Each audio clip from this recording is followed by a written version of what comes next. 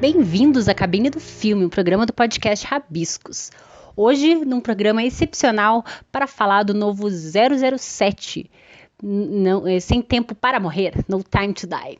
É o 25º filme da franquia, o 5º filme feito pelo Daniel Craig em quase 60 anos da franquia James Bond. É um filme que atrasou 1 ano e meio para ser lançado por causa da pandemia.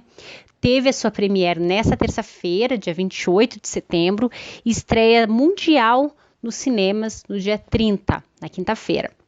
Eu tive o prazer de assistir uma cabine de imprensa durante essa semana e eu vou passar para vocês algumas das minhas perspectivas do filme e dizer de antemão que vale a pena assistir e se vocês puderem se sentirem confortáveis, vale a pena assistir no cinema.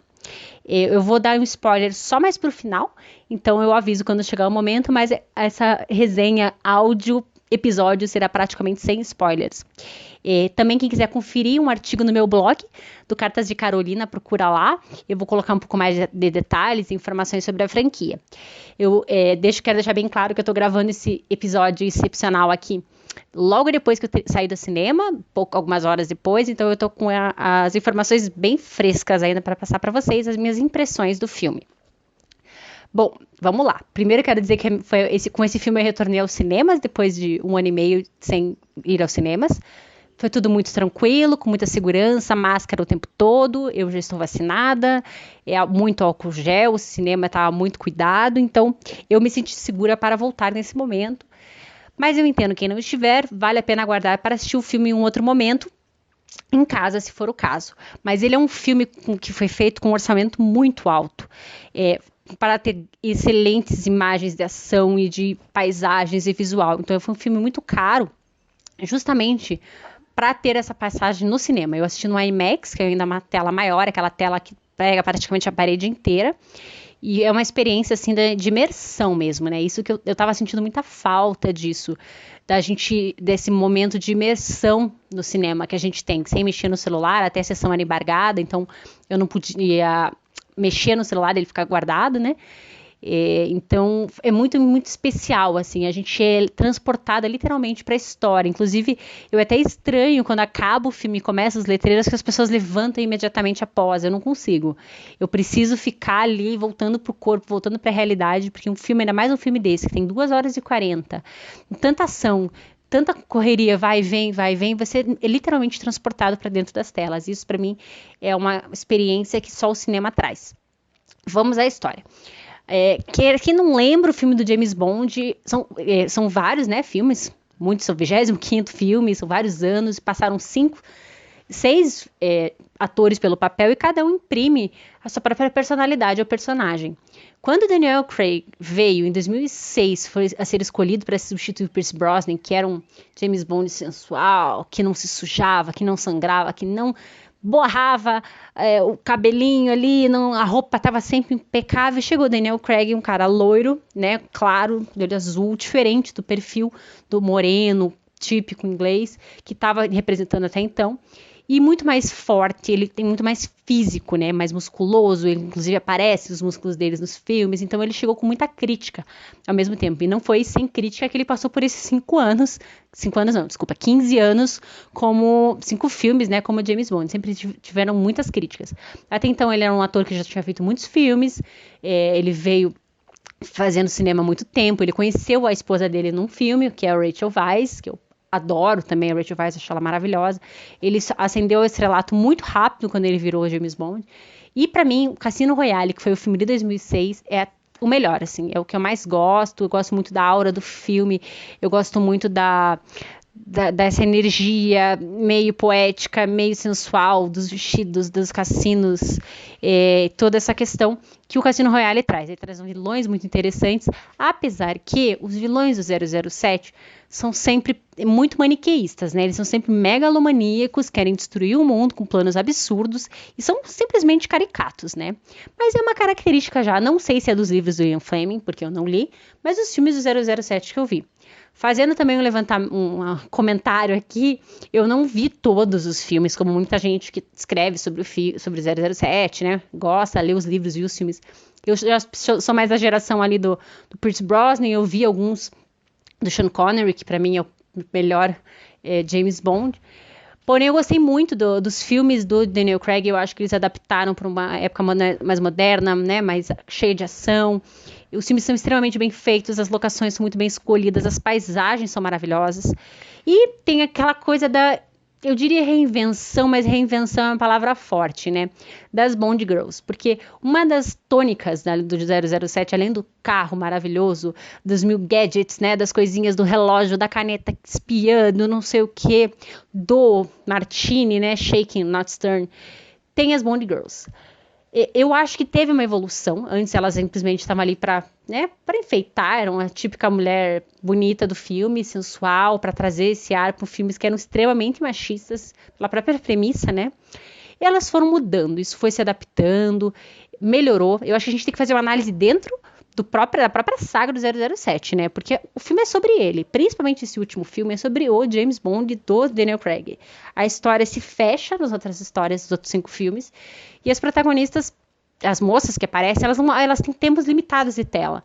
Então a própria personagem da Ana de Armas aparece muito pouco, das outras meninas também, elas são personagens fortes, são personagens interessantes, mas são muito rápidas as participações delas ali. Tem uma objetificação, tem uma sexualização pela própria história, pela própria questão de ser um filme do 007.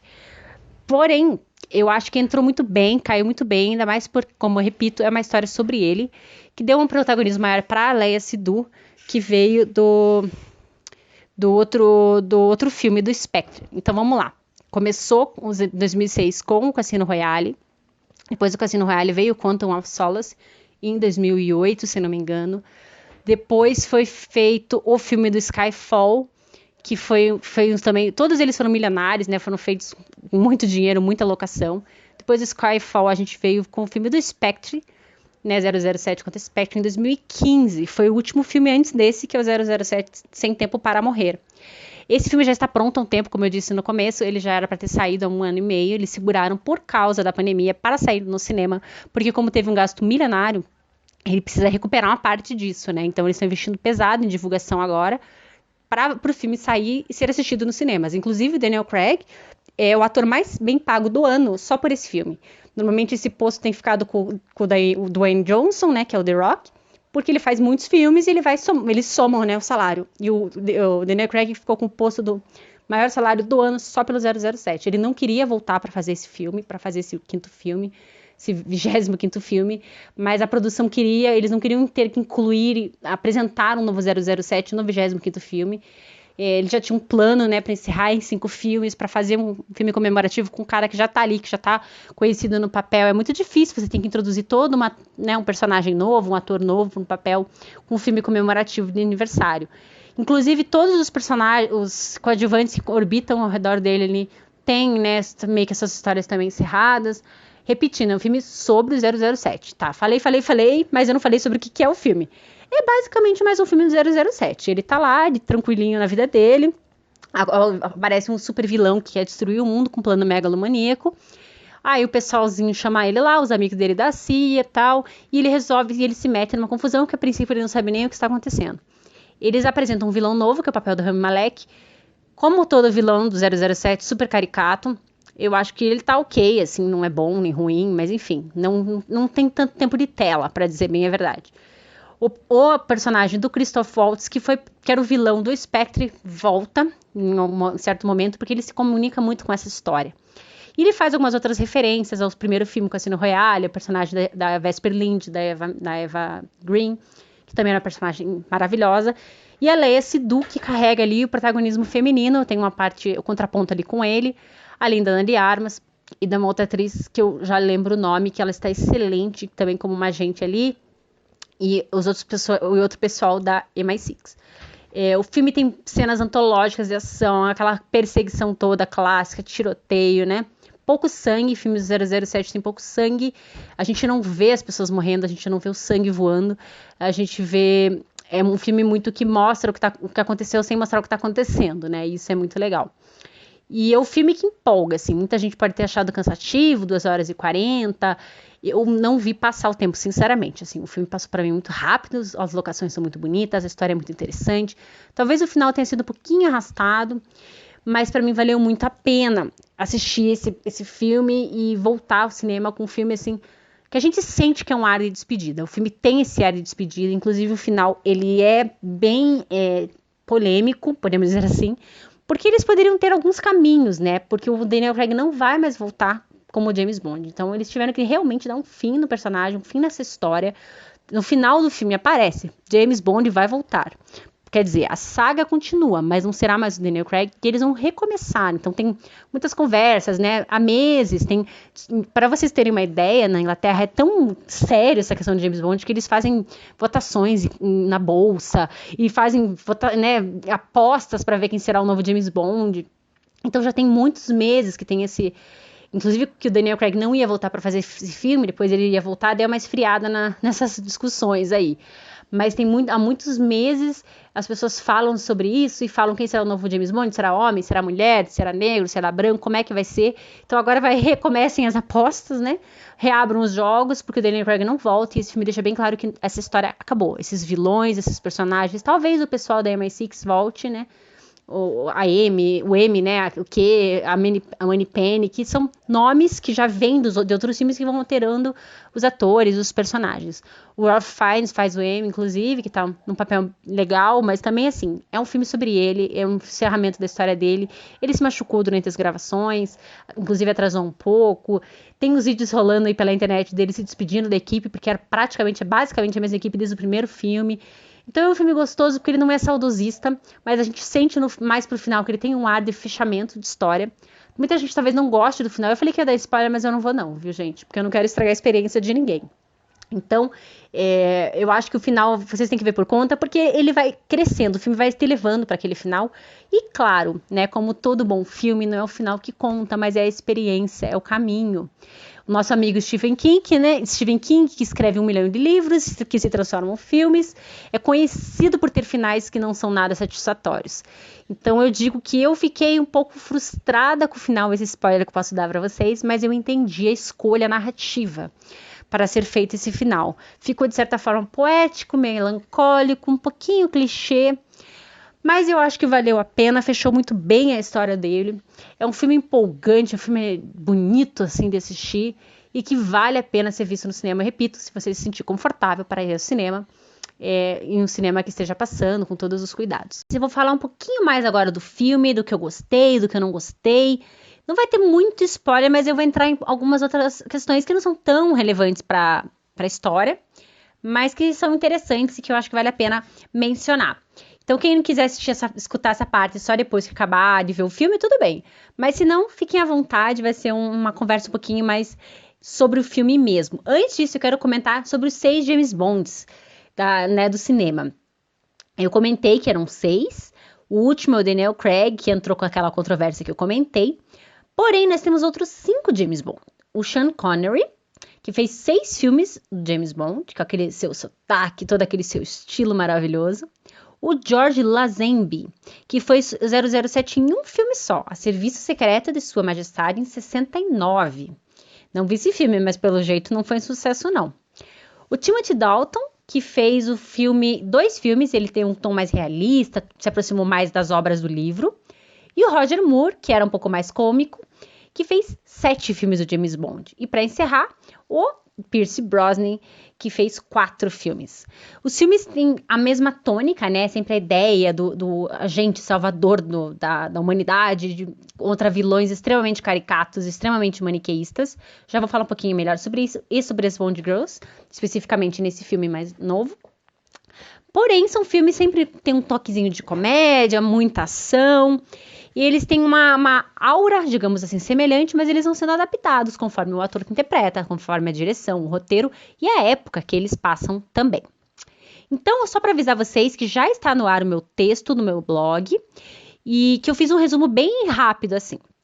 Eu vou entrar agora com os nomes para vocês dos atores que eu não lembrei na primeira parte. Então, o filme começa termina o Spectre. O vilão do Spectre, que é o filme anterior, é o Christoph Waltz, que faz o Blofeld. O Christoph Waltz ganhou 2 Oscars, né? Fez o Bastardos Inglórios do Tarantino, e depois ele fez Django. também do Tarantino.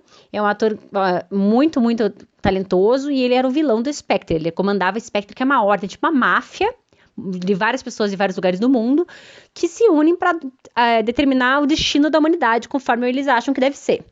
E essa Spectre é o vilão do filme Spectre, e tem total reflexo nesse filme agora. Então até começa com a própria questão do Blofeld, né? Assim, você não precisa ver os outros filmes para entender esse, mas tendo visto, fica mais fácil de fazer alguns links, assim. Por exemplo, ele começa visitando o túmulo da personagem da Eva Green, que é a Vesper Lynd, que é lá do Cassino Royale. Então, eles dão alguns toques dos outros filmes, principalmente a continuação da história do Spectre. Apesar que o vilão desse filme, que é o Safin, que é do Rami Malek, tem um link com o Spectre, mas você não precisa ter visto o filme para entender a motivação dele, que por sinal é pífia, né? Vamos falar já então do vilão do 007. Eles são sempre maniqueístas. O que eu quero dizer com isso? Eles são sempre vilões. Eles são maus. Normalmente eles têm uma deformidade física. E eles querem, tipo, destruir o mundo. Tipo, tive um trauma de infância, quero matar todo mundo. Ou sei lá, quero ganhar dinheiro porque eu quero. Eles não têm uma motivação boa. Então, assim, como roteiro, os filmes do 007, grandes filmes de ação, eles sempre têm uma falha, né? E essa do vilão, pra mim, é uma falha sempre notável, porque os vilões são sempre, eles servem para dar motivação para o protagonista e para impulsioná-lo para frente na história. E diferentemente de vários filmes que a gente já conversou aqui no podcast, que tem saído, que eles estão tentando trazer outro lado do vilão, estão tentando mostrar, né, o próprio filme da Cruella, da Disney, ou ai, meu Deus, Malévola, eles tentam mostrar que elas se transformaram em vilãs. Aqui não, ele é puramente vilão, ele é mau porque ele é mau. Tem os furos de roteiro muito grandes na história dele. Porém, se a gente vai ver um filme de ação, que eles estão mais preocupados em som, em imagem, né, em movimento, a gente releva. Porém, já aviso que esse tipo de filme, ele tem essas falhas de roteiro. A motivação do vilão é ruim, as próprias mocinhas não têm uma história que impulsione, assim, né? A Léia Seydoux também veio do Spectre, ela já apareceu no Spectre, que é o par romântico dele, digamos assim. No primeiro filme foi a personagem da Eva Green, no Cassino Royale, depois ele teve algumas Bond Girls, né, passaram ali por ele, mas a Léia Seydoux meio que veio pra ficar. E ela é aquele personagem meio que misterioso, você não sabe se ela tá do lado dele, ou se ela vai trair ele, se ela trai mesmo, se ela não trai. Por isso que eu falo que não dá pra entrar muito na história, porque senão a gente entrega a história, porque ela não é uma história muito complexa, assim. E se você conta a motivação de alguma coisa, você entrega o filme. Porém, a Léia Seydoux é uma atriz francesa maravilhosa, e ela tem um charme, ela tem um ar, assim, sedutor, que você não... Só que ao mesmo tempo frágil. Isso que eu acho legal. Ela traz, como eu coloquei no meu texto, uma doçura e uma força. Porque ela traz esse lado feminino, essa coisa, que ao mesmo tempo ela é uma sobrevivente, mostra na primeira cena do filme já que ela é uma sobrevivente, que ela luta pra sobreviver, que ela faz o que tem que ser feito. E então é uma personagem um pouquinho mais complexa ao mesmo tempo, que na verdade ela é uma mulher que sobrevive, que luta, e a gente não sabe muito, né, se ela é a favor dele ou é contra. O 007 tem muito disso, dessa coisa ambígua dos personagens. A gente nunca sabe quem tá a favor e quem tá contra. Meio como os filmes, né, da Missão Impossível, assim, você não sabe quem tá de um lado, quem tá do outro. A equipe dele é muito boa, né? Nesse filme, no anterior, o Ralph Fiennes, o nosso eterno Voldemort do Harry Potter, mandando um alô pro Tadeu que não leu o Harry Potter. Ele é o M nesse filme. Já no anterior, quando morreu a Judi Dench lá em Skyfall, ele que assumiu essa posição, que é o chefe do negócio ali. Ele manda bem no papel, é sempre aquele chefe que está protegendo a Inglaterra, né, a Grã-Bretanha, com tudo que pode, mais um pouco, com meios meio escusos, mas é isso aí. A motivação dele é essa aí. O Ben Whishaw faz o quê? Nesse filme também tá super... Eu gosto muito desse ator, ele faz muita série inglesa. Ele traz uma coisa um pouquinho cômica, mas esse filme não tem muitos alívios cômicos, assim. A Naomi Harris, que agora é a Moneypenny, né, que já era um personagem dos outros 007, ela costumava trazer esse lado um pouco mais cômico. Nesse filme não tem muito isso, eu senti que faltou esse lado um pouco mais cômico, é mais ação mesmo, e é um pouco mais de sentimentalismo ali, um pouco mais dessa parte da relação dele com a Léia Seydoux e tal. A Naomi Harris, ela ficou mais escanteada nesse filme, ela não aparece tanto quanto nos outros. Na verdade, todas as mulheres, e mesmo os personagens homens, aparecem em momentos pontuais, assim, o filme é dele, o filme, quem brilha, quem domina o filme é o Daniel Craig, o filme foi feito para encerrar mesmo a carreira dele como 007, então esses personagens que eu tô citando são excelentes atores, se a gente pegar outras produções que eles trabalharam, a gente vê a qualidade do trabalho deles, porém aqui eles estão mais coadjuvantes mesmo, assim, mesmo no filme de 2 horas e 40. O Jeffrey Wright, que eu adoro, faz o Felix Leiter, que é um agente da CIA, ele também tem uma participação pontual no filme ali, mas ele entra e é brilhanta.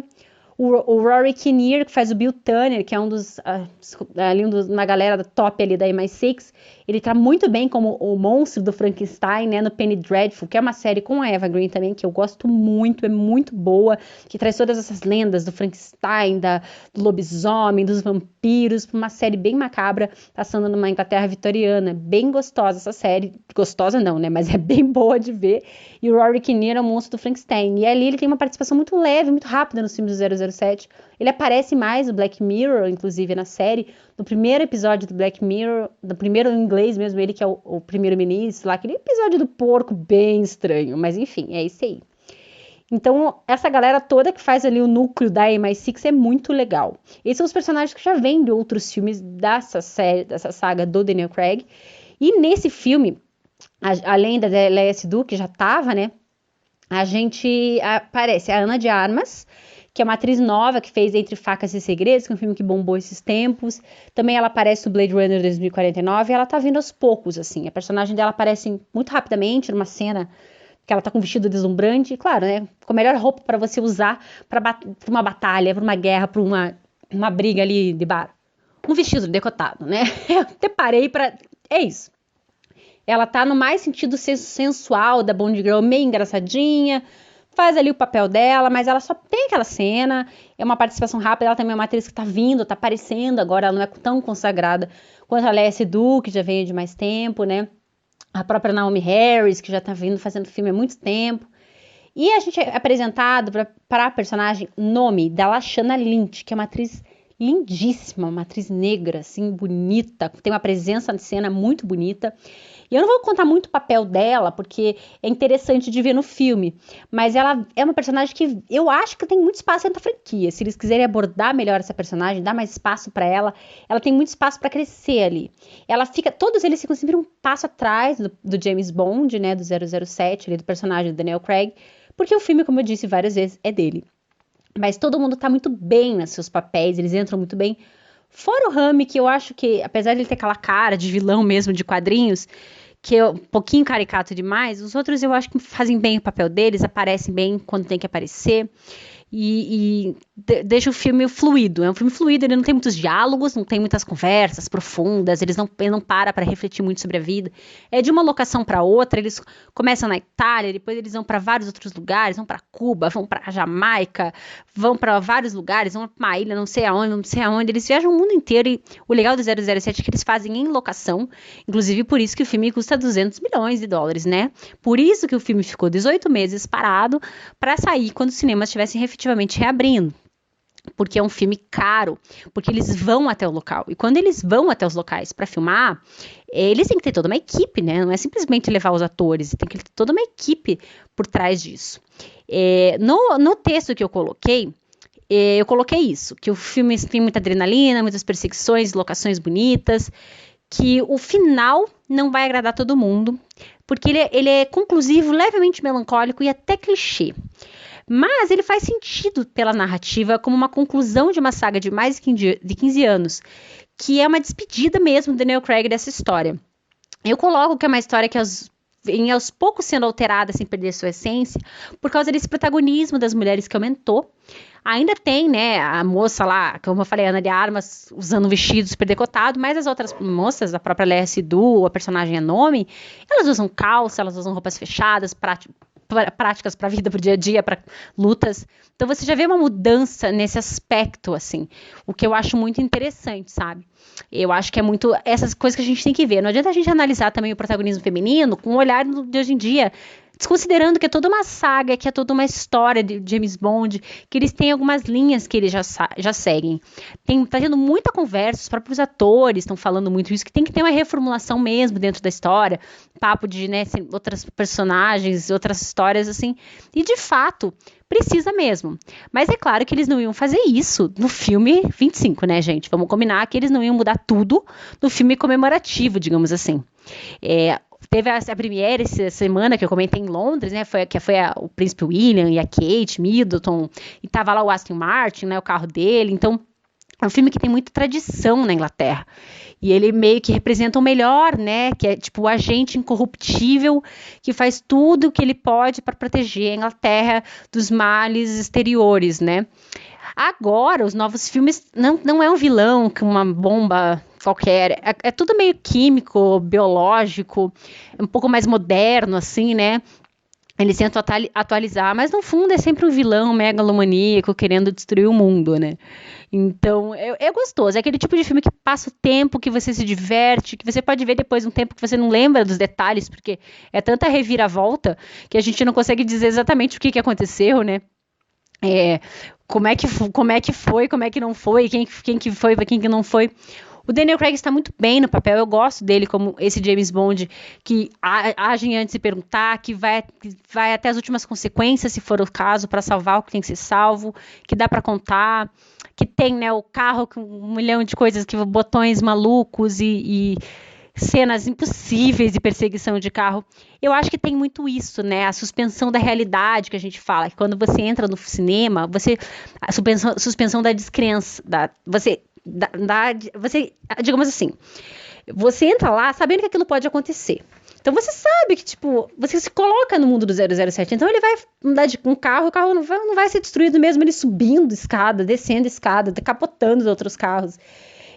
Você acredita que aquilo pode acontecer, e 007 é muito isso, é você se jogar numa aventura, não ficar esperando tanto, será que esse vilão, putz, essa motivação é péssima mesmo, a motivação é péssima, ele usa a mesma roupa o filme inteiro, e tipo, o 007 tá sempre, o James Bond tá sempre correndo de um lado pro outro, mas é isso aí, entende? É um filme que cativa, é um filme que te prende, como eu falei, o final pode não ser um final que todo mundo vai gostar, porque ele é um pouco controverso, mas é um encerramento de uma saga, encerramento de uma série agora do Daniel Craig, que vai voltar à vida normal dele, né? Ser separado a cada 15 minutos na rua. Então, vale a pena, assim. Eu gostei bastante do filme, até como eu coloquei no meu texto.